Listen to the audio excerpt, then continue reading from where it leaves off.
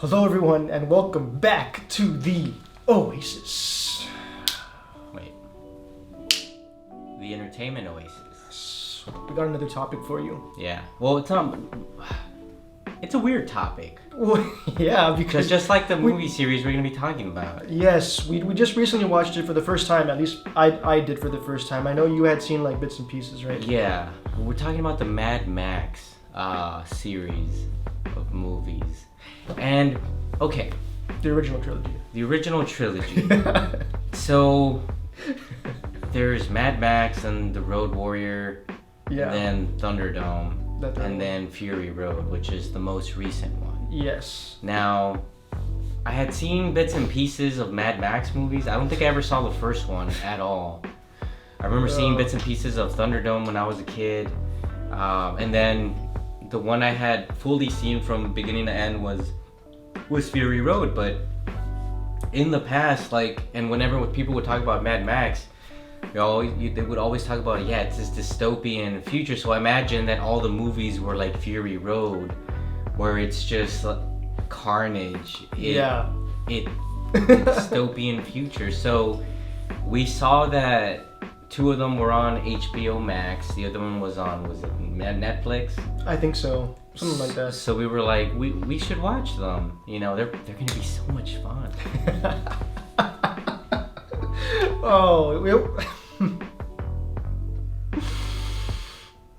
Yeah. I don't want to go as far as to say they were disappointing. Okay. But they were certainly. It was not what I was expecting. Especially the first one. Especially with if the Oh man. I guess if your preconceived notion of Mad Max was based off of Fury Road, Which was mine. Which was. you are in for a surprise. Yes, you are. A big surprise. So what was it, a Friday night? We were like, all right, let's do this. So we put on the first Mad Max. Oh. And so apparently it was in the dystopian future, but Supposedly. it did not feel like it was a dystopian future. There were still people with preppy outfits, sweater vests, sweaters around their neck, still driving nice cars. None of the cars we see in Fury Road, they have the spikes and decked out with metal for metal plating and all that. harpoons. None of that. It's just I'm just driving my Chrysler to the other town, and the cop cars did look pretty cool. But for the most part, it looked like it was just, they were in a small town. There was nothing dystopian about it. The only weird thing was the police, I guess, weren't really police. They were these leather jacket wearing people who drove these really nice cars. Yeah, the cars were pretty sick. And so there was, you had your bandits and stuff, but the way I saw it is, the way it felt to me was, if you replaced those leather wearing policemen, I guess, with actual looking police officers, it would have just felt like the police versus a gang. Yeah. That's what in a small town. That's exactly how it felt. It did not feel like that dystopian future that we saw in Fury Road. Like I said, or like he said, if you went from that mentality to the very first original movie, you're gonna be like, this is what's going on? What the heck is this? It's like the movie takes place in the movie Grease. It's it just. Oh god. There's no sense of a dystopian future in that movie whatsoever. But like I said, you have your gangs, but they're just.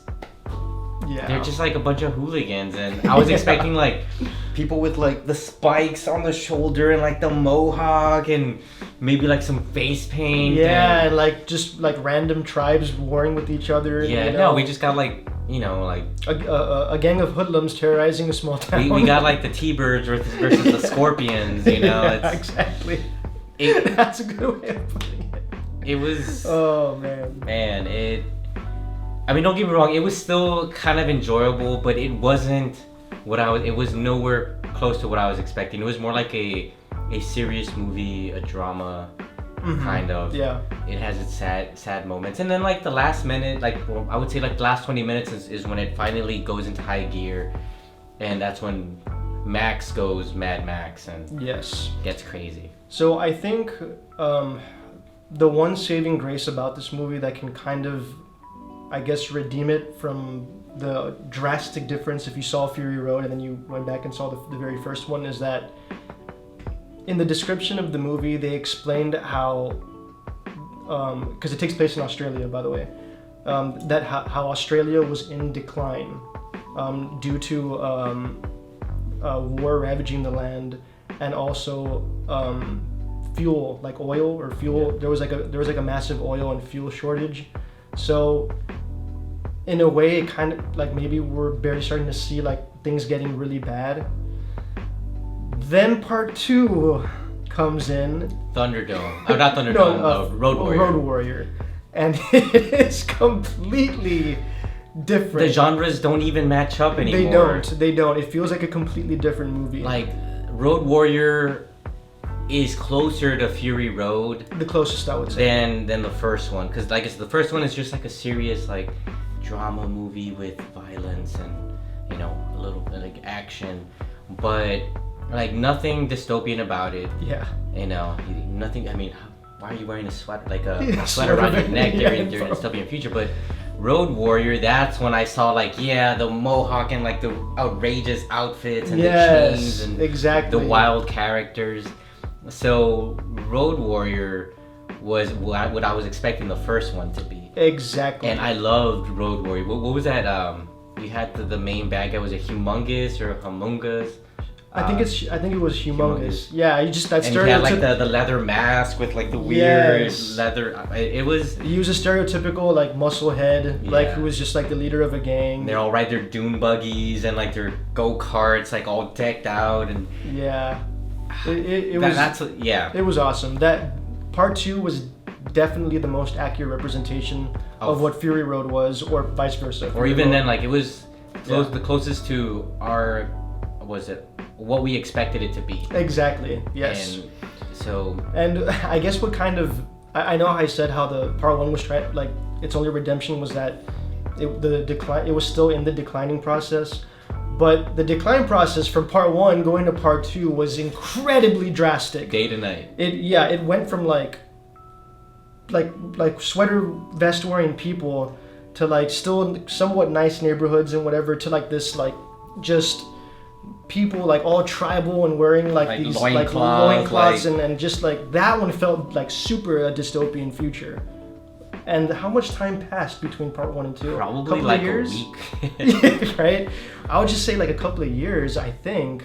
And the second one did a better job of highlighting the climate that they were in. In this case, this tribe of hooligans was trying to overtake a settlement that had oil.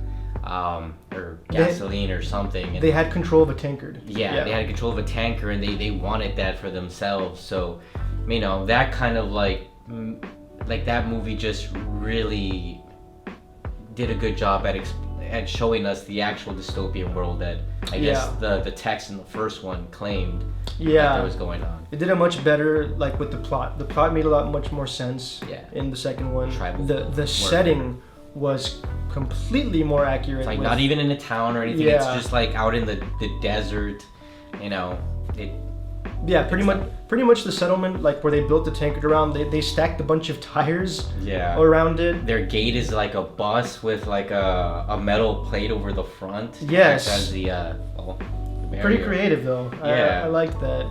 And the invading gang was just like a bunch of like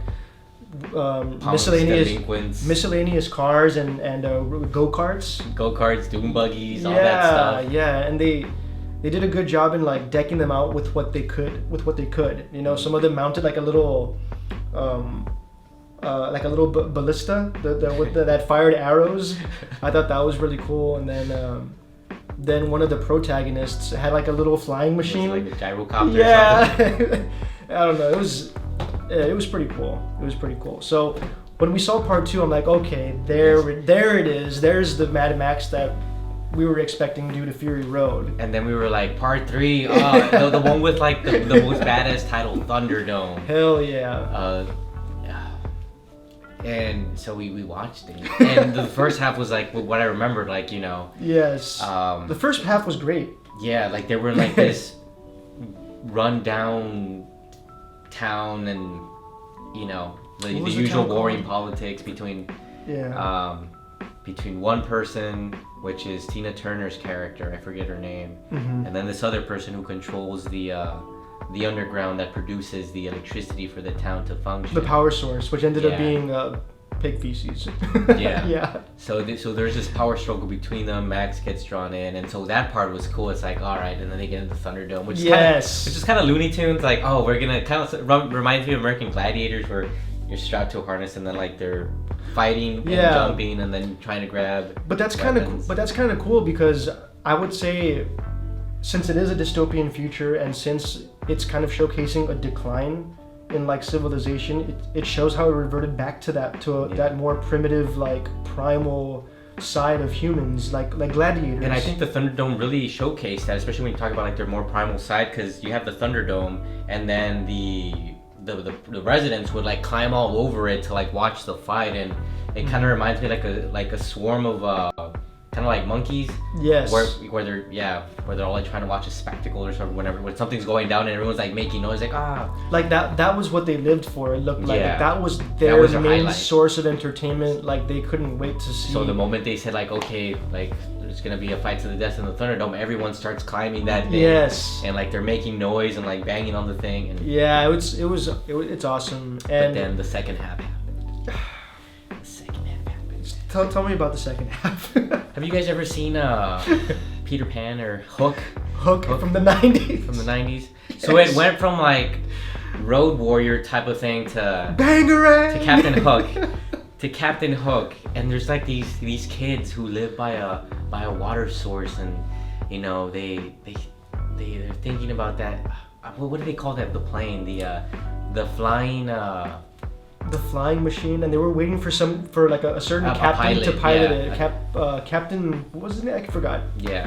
I forget his name, but they're waiting for their savior to come back for them to take them back home to the city. To the city, yeah. But none of them knew what a city was because they've been there since they were little kids. But they have like this little toy that I'm not sure if you guys remember that toy where you would put it over your eyes and it would have like a dial to switch the slides. Yeah, and so you'd see a different image inside. That's their only images of what a city was. Looks like a big city. Yes. Yeah. And that after that it felt like a Disney movie, like if you're watching Goonies or Hook. Hook. To me, it just kept screaming. There was the Lost Boys. Yeah, it lost any of the edge that Road Warrior built up, and it just became very family friendly. And I remember mentioning to Natharo, like, I wonder if Indiana Jones. Oh, that's kind of like what I liken it more to. Indiana Jones, where there's action, but it's like family friendly action. Mm-hmm. Nothing that'll cross the line really. And I told him, like, do you think, or I asked him, do you think that maybe Indiana Jones might have influenced this movie? Maybe. Because they kind of came out around the same time, right? I think the first one might have come out a couple years before. Before the Thunderdome. But that's kind of like what it felt like. It felt very family friendly Indiana Jones style of action. Yeah. And I was just not about it. And I was like, what happened? What happened? It honestly, the first half of the movie compared to the second half felt like two completely different movies. Mm-hmm. It really did. It's almost as if the first part ended, and then once he gets to like that tribe of kids, like a second movie starts that's completely different, or a spin-off or something like that. It was weird, and they tied it in towards the end, but at that point it just felt it felt so off. Yeah. Yeah, I don't know. It was weird. And I really do believe that Indiana Jones, like, it might have influenced Thunderdome, and that's why you have all that, like, those kids involved in all that family-friendly PG type of action. Which, I mean, there's nothing wrong with that if you like it, but yeah. How do you go from Captain Hook to Fury Road? Yeah. I mean, it's just insane how different these are, and each movie is its own thing, with the exception of part 2 and part 4. Yeah. And I'm just waiting for the 5th installment, and what's that gonna be, like a drama? Right? Is it gonna be a comedy?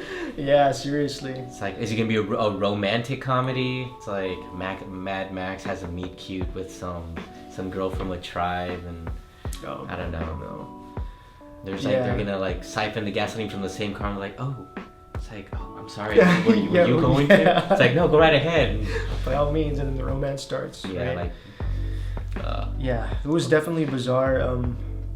What got me motivated to finally sit down and watch the old Mad Max movies, and it's been on my to-do list for years, but on my channel I recently did a video about Fallout, the top 10 facts about Fallout, and Fallout was heavily influenced by Mad Max, and I would say especially from part 2, like by far from part 2. But then when I went to finally watch them, it's like part 1 just threw me for a huge loop. Part 2 got me right back into it, like, there it is. And then part 3 was like, okay, and then what just happened? Towards in the middle. It's like, so did you change the movie? It's like, no, it's still Mad Max. Yeah. So if you've never played Fallout, you'll definitely, if you've never played Fallout and you've seen the Mad Max movies, you'll definitely see the similarities. Or if you've seen the Mad Max movies but never played Fallout, you'll see it. Like I would recommend to both watch the movies and play the Fallout games. Yeah, I am curious to know what people who saw the first one first, like they saw it chronologically, what they thought of Fury Road. Because if you watched the first one and you loved it, then Fury Road, I imagine, would seem like a bastardization of the first one. Oh, because if you saw the full trilogy, then maybe they're like, oh, they're going more towards how the second one was. Yeah, I don't know. If anyone, I doubt we'll have anyone who started with the first one. But if you started with the first Mad Max and you loved it to death, and then you watched Fury Road, do you think it was like blasphemy? Let us know in the comments down below. Yeah, and also, if you are a person who watched the original trilogy first, from like 1, 2, and 3, did you also feel a sense of like part 2 felt super different from the first one? You know, like how did you receive the original trilogy? You know?